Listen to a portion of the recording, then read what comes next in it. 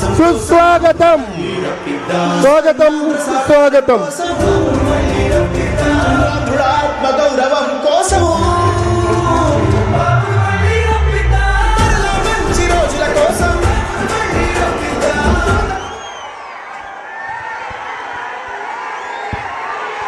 అందరికీ నమస్కారం.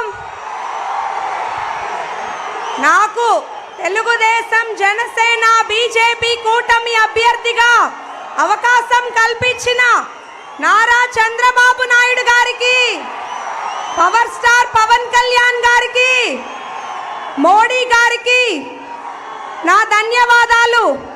ఇక్కడికి విచ్చేసిన మా ముఖ్య నేతలకి, నా దర్శి ప్రజలకు పేరు పేరు నా నమస్కారాలు.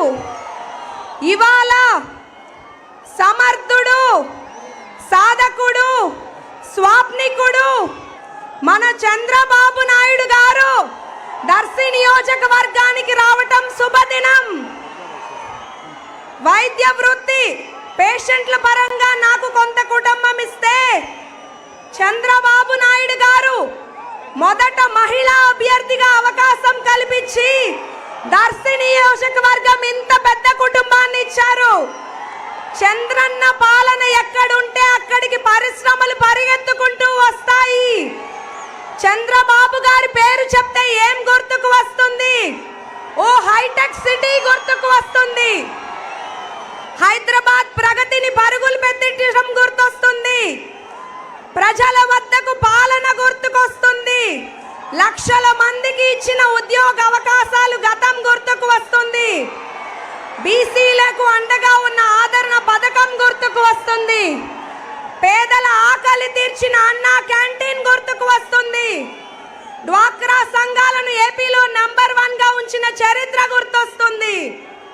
ఒక దళితుడికి లోక్సభ స్పీకర్ గా అబ్దుల్ కలాం ను రాష్ట్రపతి చేసిన చరిత్ర గుర్తొస్తుంది.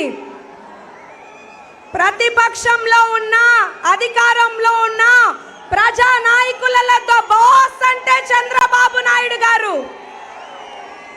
మా దర్శి ప్రాంత అభివృద్ధికి మన ప్రభుత్వం ఏర్పడ్డాక మీ సహకారం ఎల్లవేళలా ఉంటుందని ఆశిస్తూ మా ప్రజల కష్టాలను మీకు తెలియజేస్తున్నాను సార్.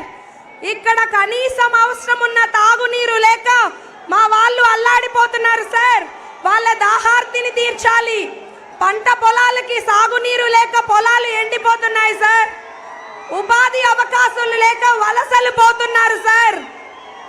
అంతేకాకుండా మెరుగైన విద్యా సదుపాయాలు లేవు, సరైన హాస్పిటల్ లేదు.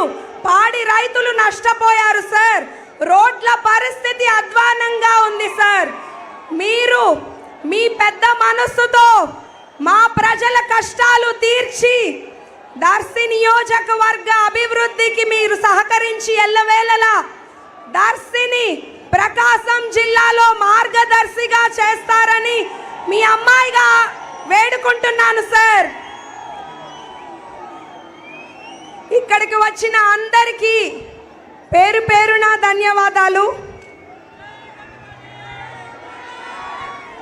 అందరికీ నమస్కారాలు.